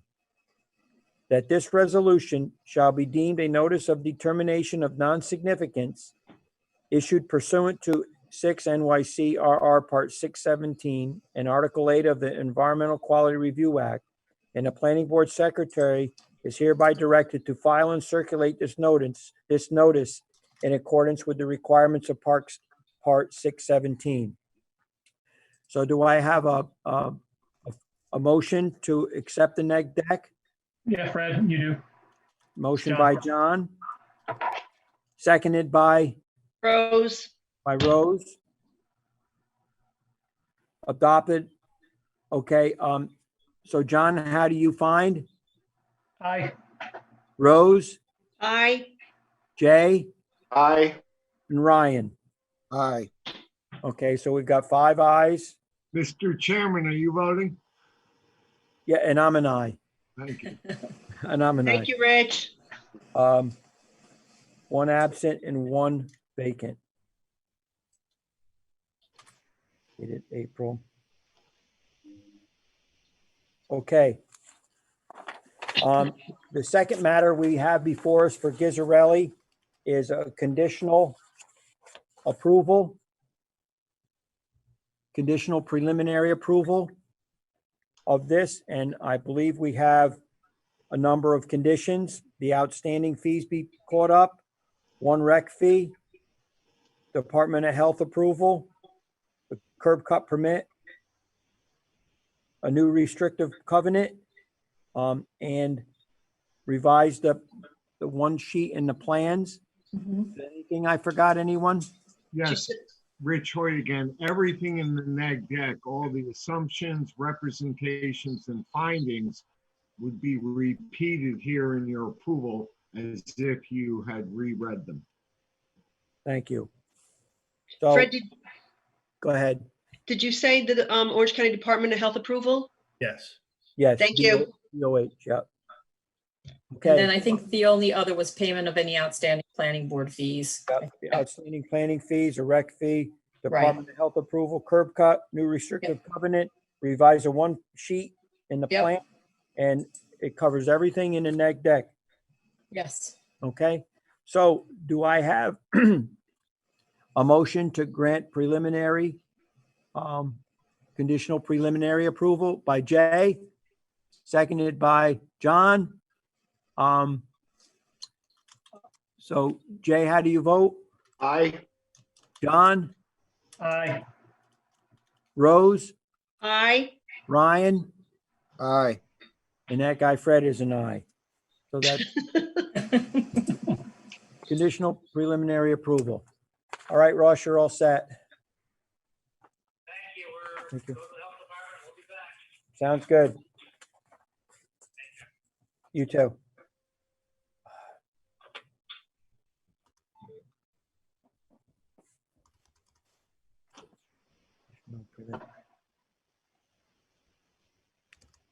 Okay. Next to last tonight, we've got Bracken Road Properties, Bracken 20 warehouses. If everyone will bear with me, I'll try to be a little briefer with this one. Okay. Town of Montgomery Planning Board, seeker resolution and negative declaration. Bracken 20 special exception use permit, site plan and minor subdivision proposed approvals. Okay. It's 141 Bracken Road, Town of Montgomery. Determination. Please take notice that according to the provisions of NYCRR Part 617.7 and specifically 617.7C, the Town of Montgomery Planning Board as lead agency, having reviewed and considered a long environmental assessment form and other data submitted for the reference project, evaluated the proposed action, and has determined that the action as described below will not have an adverse impact on the environment, and the planning board has therefore adopted a negative declaration resolution to this effect. Name of the project is Bracken 20 Warehouses, Type 1 Coordinated Review, and proposed action. Planning board approval of special exception use permits, site plans, and a minor subdivision for 2 warehouses known as Bracken 20. Project description, background, and reasons supporting the neg deck. The applicant, Bracken Road Properties LLC, submitted an application dated March 13th, 2019 to the planning board to obtain minor subdivision plan approval for a 2-lot subdivision and special use exception permits and site plan approvals for the construction of 2 warehouses, 1 on each lot. The negative declaration considers the impacts associated with the proposed action. Findings. Under findings, the planning board determined that the action should be classified as a type 1 action and has conducted coordinated seeker review after circulation of a notice of intent to act as lead agency on May 13th of 2019. Based upon an extensive review of plans and submitted studies, site visits, comments submitted by the public, analysis and comments submitted by the board's professionals, and a long EAF with supplemental studies, it has been determined that the project will not have a significant adverse impact on the environment. The following shall serve as the board's findings to its review of the long EAF Part 2, evaluating specific potential concerns. Impacts on land. The majority of the site is fairly flat with a minor pitch toward the wetland that bisects the parcel. The total area of disturbance for both lots is estimated to be 11.4 acres. A stormwater pollution prevention plan has been prepared for the project, last revised March 20th of 2020. The project is subject to New York State Department of Environmental Conservation General Permit GP-0-20-001, and the SWIP includes post-construction stormwater management practices as well as erosion and sediment controls. A stormwater maintenance and easement agreement acceptable to the planning board must be filed with the plat with the Orange County clerk. These measures are described in detail in the SWIP. The temporary and permanent erosion and sediment control measures that should be applied during construction are described in detail in the SWIP and are shown on the site plan for each proposed lot. Based on the foregoing, significant adverse impacts from land development are not anticipated. If blasting is required, a blasting plan will be prepared by the applicant and reviewed and approved by the building department in consultation with the planning board.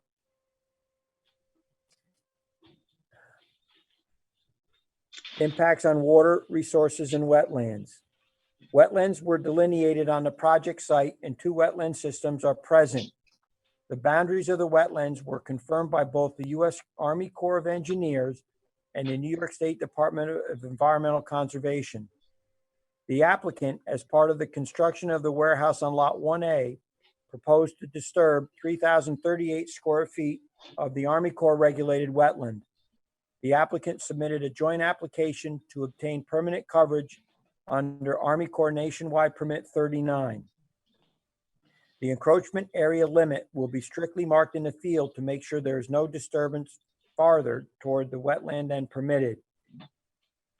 The proposed SWIP described above is intended to address stormwater quantity and quality before it discharges to on-site water bodies and stream.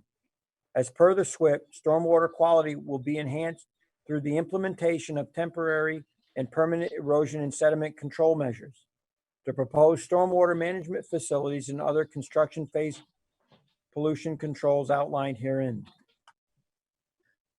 The post-construction stormwater management practices will be privately owned by Bracken Road Properties, LLC, or its successors. Restrictions will be placed on the 2 sites, which require operation and maintenance of the practices in accordance with the operation and maintenance plan, all as per the stormwater agreement referenced above. With these measures in place, the project will not have a significant adverse impact on water resources. Impacts on water and sewer. The proposed project will rely on the installation of individual wells and will connect to the Town of Montgomery Sewer District Number 2.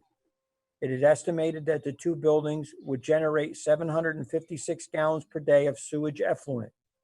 The engineering consultant for the sewer district has indicated there is sufficient capacity to accommodate sewer flows from the 2 proposed warehouses. The Montgomery Town Board will have to approve the connection. Potable water will be via an on-site well for each site as shown on the site plans.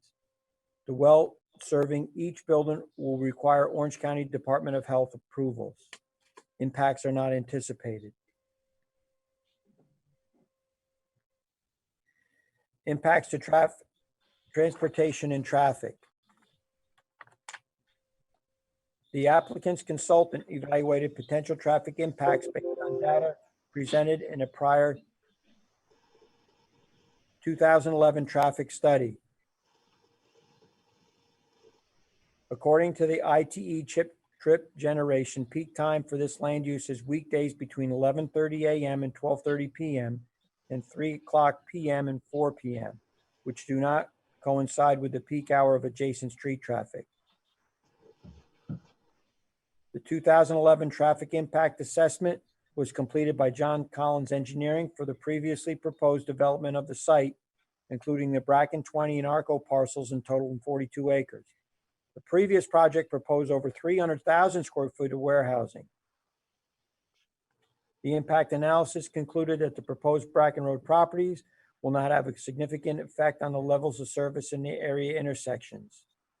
However, the intersection of 208 and Bracken Road could experience long delays during peak hours. This intersection will eventually require signalization and possible turning lanes to improve operations, and this should be pursued with the town and the New York State Department of Transportation to ensure that appropriate improvements are implemented at this location. As noted, the impact analysis considers development of over 300,000 square feet with warehousing uses, but the proposed project would bring only 140,000 square feet. The Arco project combined with this project only come up to 240,300 square feet, which would not exceed the previous studies done for the 300,000 square feet. The applicant is offered to include mitigation similar to other recent projects along the Bracken Road corridor that also rely on the Route 208 Bracken Road intersection. Recent projects have agreed. Make sure I don't have it. Okay. Oh, it's up behind me. Recent projects have agreed to a 1,250 per additional exiting vehicle movement during weekday peak AM and PM hours. Further, in the event a transportation improvement district or similar special district or improvement area should be created in the future to serve this area of the town of Montgomery, this property would join said district and pay its fair share of district costs for necessary repairs, maintenance, improvements. Site distances are provided for the access points as shown on the site plan. Further, trucks shall not be allowed to exit the sites and travel eastbound along Bracken Road. Trucks shall be required to travel toward the Bracken Road Route 208 intersection. Impacts on air quality and noise. The project site is located within an industrial zoning district, and much of the properties are already developed with storage, warehouse uses that are of a similar nature and character as the proposed project.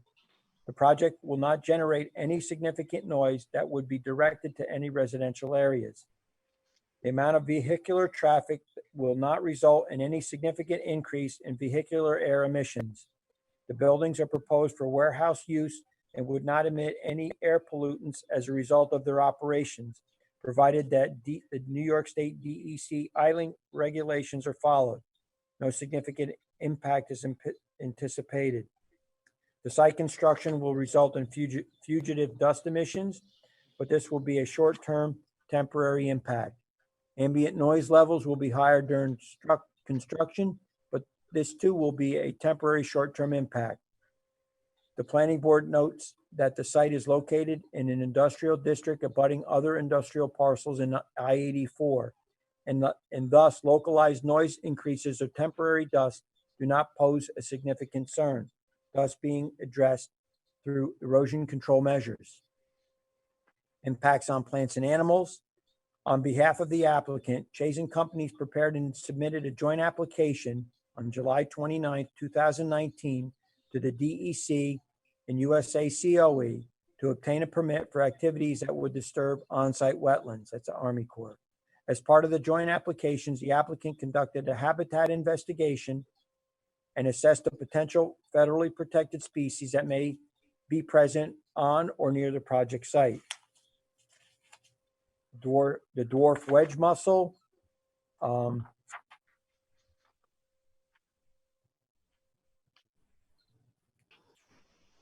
there are no streams on the project site that are of a size comparable to those that the dwarf wedge mussel is found. Therefore, there is no suitable habitat for the dwarf wedge mussel on the project site. Bog turtle, the habitat on this site does not meet the habitat requirements of this species and thus indicates that bog turtles are highly unlikely to be present on the project site. Now, with the Indiana bat and the long-eared bat, in order to invite impacts to this species, clearing will occur between November 1st and March 31st.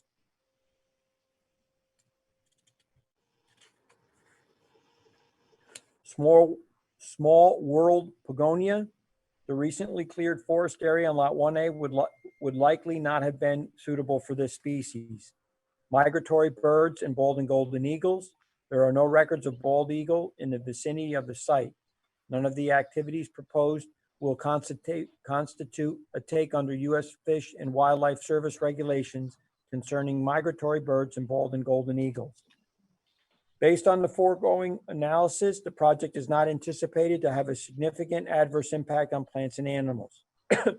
Impacts on agricultural resources. The project site has not been used for agricultural operations for over 25 years, is not within a state designated agricultural district, nor does it adjoin active agricultural operations. The project site is vacant land. Impacts to agricultural uses are not anticipated. Impacts on aesthetic, historic, and archaeological resources. The project site is not located in close proximity to or visible from any designated aesthetic or scenic resource. The planning board has architectural review and approval authority over the proposed building.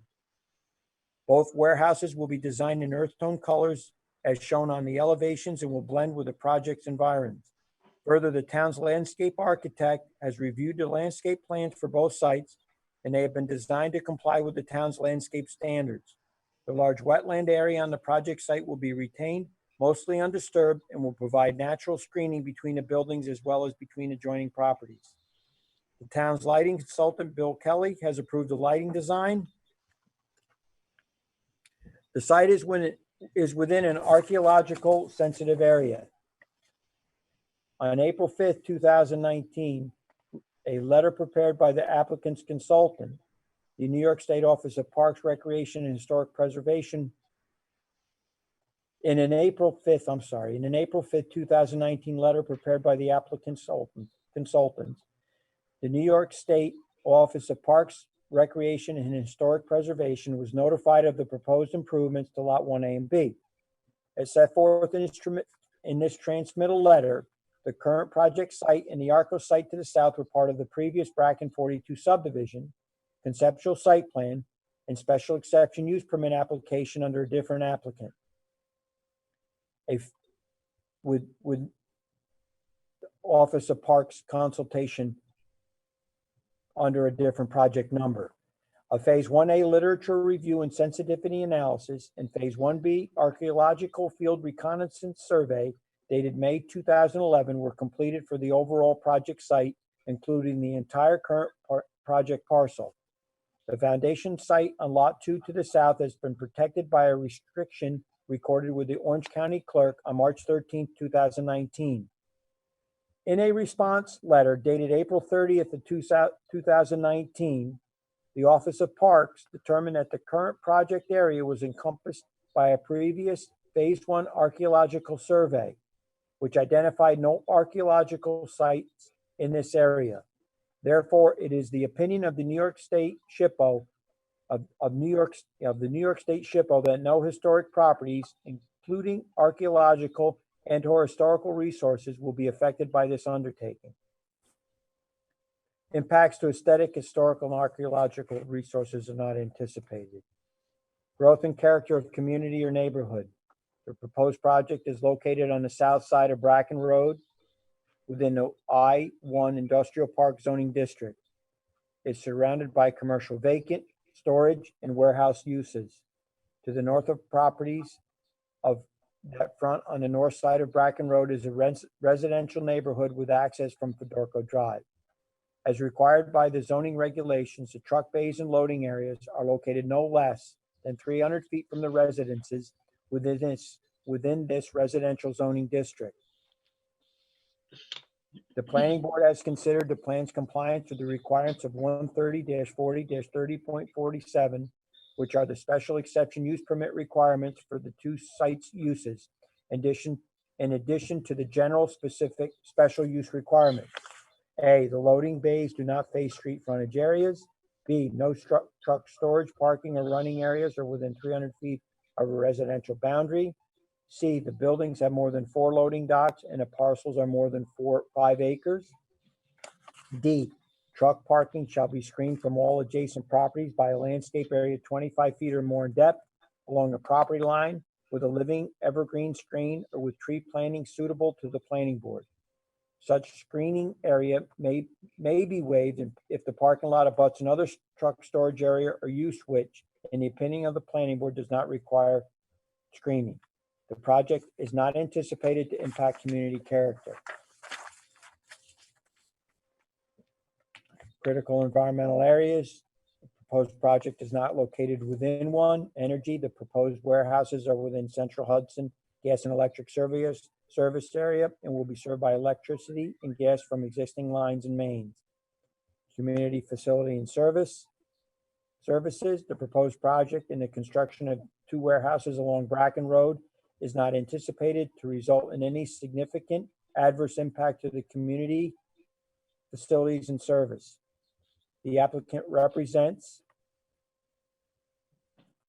hold on just a minute here.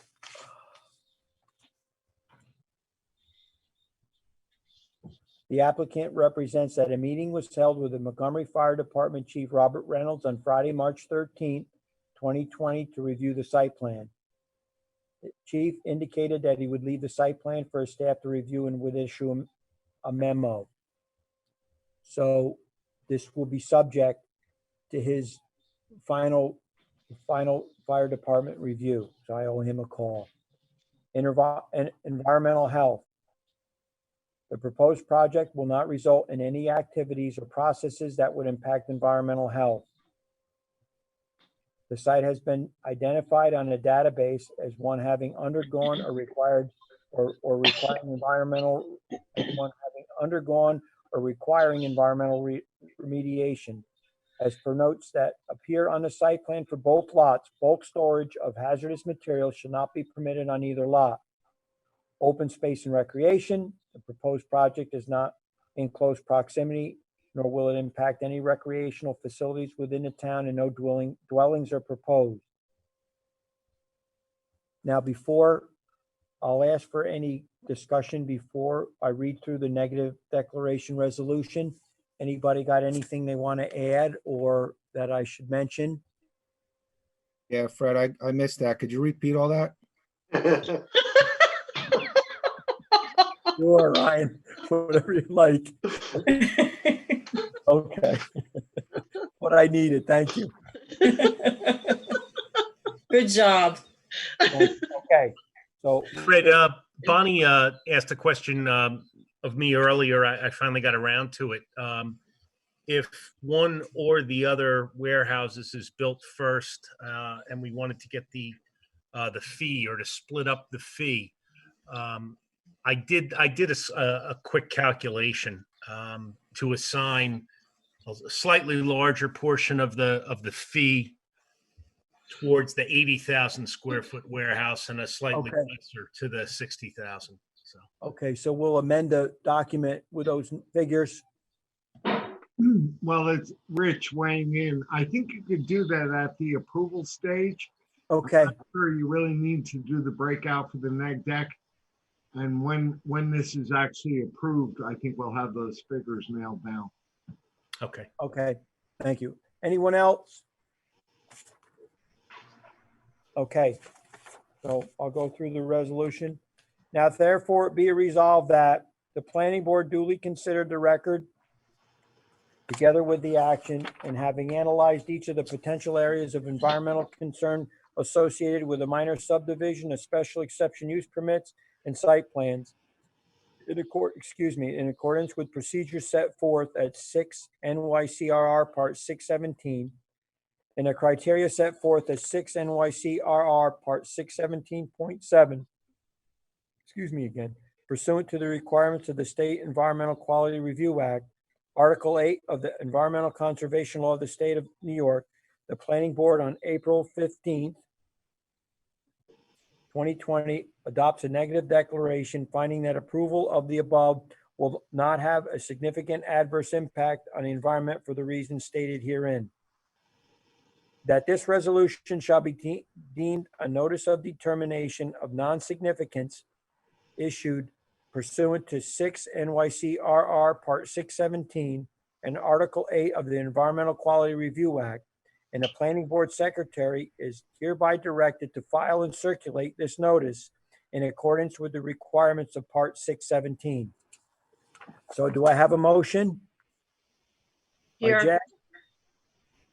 And a second by? Rose. Rose. Adopted on a vote of, okay. Rose, how do you vote? Aye. Jay? Aye. Ryan? Aye. And John? Aye. And Fred is an aye. So we have 5 ayes, 0 nays. One member has an excused absence and 1 vacancy. Okay. I believe that should do it for Bracken 20. Okay. Thank you, Walter. Okay. I don't think, is there anything else anybody'd like to bring up before we adjourn? I think we're all set. We'll probably get some sort of a schedule for when we can look at the lighting at Ryan's. And we have the findings we're working on, and we've got this 134. Okay, so a motion to adjourn. I'll make that motion. Motion by Ryan, Second. second by Rose. So we've got Ryan, you're a, and all those in favor signify by saying Aye. Aye. okay. So everybody's an aye. Okay, thank you, everyone. Thank you, Fred. Thank you, Fred. Good job, Fred. Good job, Thanks, Fred. Tough way Have to a do good it, day but you did a tomorrow. good job. Thanks. Good We'll job. talk to you later. Yep. Bye-bye. Aye. Bye, all. How do I get out of here, John?